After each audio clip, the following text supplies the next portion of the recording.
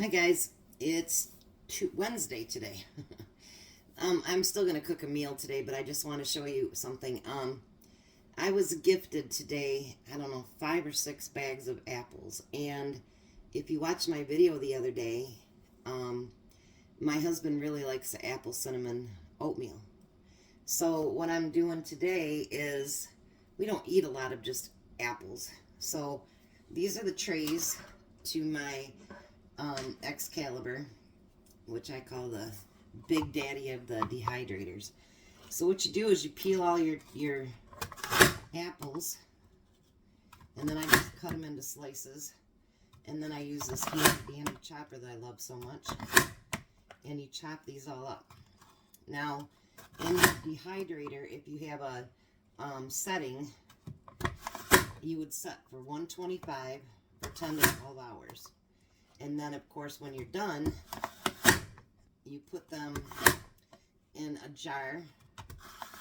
You can put an oxygen absorber in there if you choose to. If you don't want to, you don't have to. And then,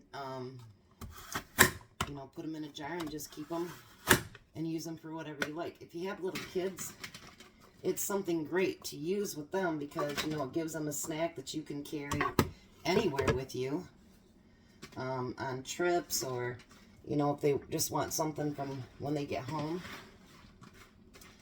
And a lot of people like the dried apples. You don't even have to reconstitute them or anything. And if you put them into your oatmeal, they reconstitute on their own when you put the water in the oatmeal. And then the milk, of course. So that little bit did a half a tray. I've already put 1 tray in there. I have 2 bags left, so I'm hoping that I'll only have to fill the dehydrator once. So this will be a video that I won't put out until everything's done, and then I'll show you what they look like when they're done and dehydrated. But, I just want to say, anything that you get, if people are willing to gift you, apples or grapes, or, you can can grapes too, by the way. If people happen to gift you anything like that, don't let it go to waste. You can dehydrate it, freeze it, can it, whatever you have to do, so that food doesn't go to waste. We're one of the most biggest wasteful countries in the whole entire world, and we need to stop doing that. So, if you can even get, like, we have a Horrocks by us, and they have this section there that it's all produce that's getting close to date. And like last year, I remember getting my sister, I don't know, they must have been like 20 or 30 pound bags of potatoes for like $4.99. And then she canned them, and I don't know what else she did with them, but quite a few things. So sometimes at your produce stores, or even at Meijer or Kroger or whatever, they'll have a discounted section.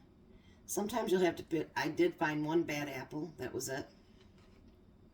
But, put those to use, because otherwise they just go in landfills. That's great for the ground, but it's certainly not good for people that are going hungry. So when I get this all done, so it takes 10 to 12 hours. Hello, it's Thursday. So I thought that I would come back and show you the finished product with the dehydrated apples that we did yesterday. So the first thing, hopefully it all fits in this jar. If not, I'll have to get a half gallon out, and we'll have to do that with that. But the first thing I put in there is an oxygen absorber, because we want to make sure that any of our dehydrated food doesn't get any oxygen in there. So then I bought these. They were really cheap. They're not the fancy thick ones that I'd like to get, but they're really nice, and they're cheap. And they fold up, so it makes it much easier to put them in. And this container's probably not going to be enough. But anyway, we'll do what we can. How's that? So I'm going to put these off to the side as we do it. It ended up being 5 bags of apples. And like I say, these are something that you can give to the kids after school. You can use them in recipes. You can use them in your oatmeal. All that. Yeah, I'll definitely need a bigger container. But that's okay. Jack actually, he bought a bunch at a yard sale, or at a online auction, and he got a bunch of 2-quart jars. So we borrow back and forth.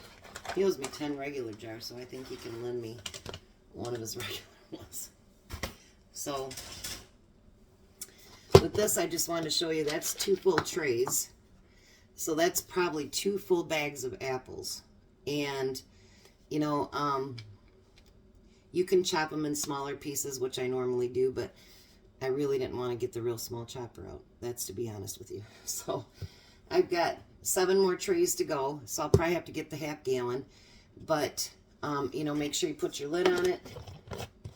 And then what they say is to go for the first few days afterwards is when you walk past it, do this.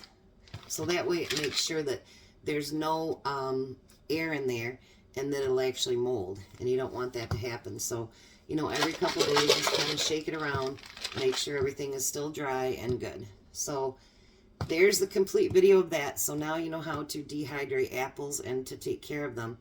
And I'm telling you guys, you know, a lot of places this time of year are going to start, like I got these apples for free yesterday. You know, they don't want to see them go to waste, so they'll give them away. Or you can get them really, really cheap. And with the things the way that they are going, you want to stock up as much as you can. And I know that stocking up takes up a lot of space. Believe me, I know that. So anytime you can dehydrate or freeze or can or something to take up less space, it's always a good thing. Now, if somebody wants to give me more apples, then I'll make apple pie filling. So, but for now, we'll stick with this. So I will be back with an easy recipe later today. We're going to do with our canned potatoes that we did a couple of weeks ago, actually. And some hamburger that we just did up in the Instapot. And our